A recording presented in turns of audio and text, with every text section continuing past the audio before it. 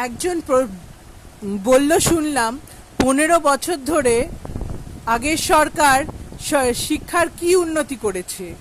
তা 15 বছর ধরে আগের সরকার কি টিচারদের মাইনে দেয়নি? সরকারি স্কুলের টিচাররা কি মাইনে পায়নি? নাকি টিচার রিক্রুটমেন্ট করেনি? এত টিচার রিক্রুটমেন্ট করেছে যে তাদের সুপ্রিম কোর্টে ছাঁটাই করে দেওয়া হয়েছে। তারা এখন হায় হায় করে নিজেদের চাকরি বাঁচানোর চেষ্টা করছে।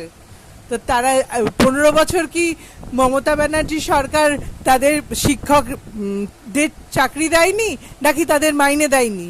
না দিয়ে মাইনে দেওয়া বন্ধ করে দিয়েছে। তার এই প্রশ্নের মানে কি জন্য সেই প্রশ্নটা কীরকম প্রশ্ন সেটাই তো আমার মাথায় ঢুকছে না। 15 বছর ধরে কি শিক্ষার উন্নতি করেছে? 15 বছর ধরে টিচারদের মাইনেও দিয়েছে আর টিচার রিক্রুটমেন্টও করেছে। সুপ্রিম কোর্ট যদি তাদের ছাঁটাই করে দেয় সেটা কি মমতা ব্যানার্জির দোষ? আমার তো মাথায় ঢুকলো না।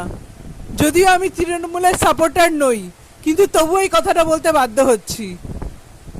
আর শিক্ষার যদি উন্নতি না হয় সেটা টিচাররা একটু নিজেদের দিকে তাকিয়ে দেখুক। তারা কি লেখাপড়া শেখাচ্ছে স্টুডেন্টদের, যে শিক্ষার উন্নতি হচ্ছে না, ভালো মানুষ তৈরি হচ্ছে না। আরজি করের প্রফেসরদের মতন টিচার তৈরি হচ্ছে যেখানে মানুষ খুন করে লোকে।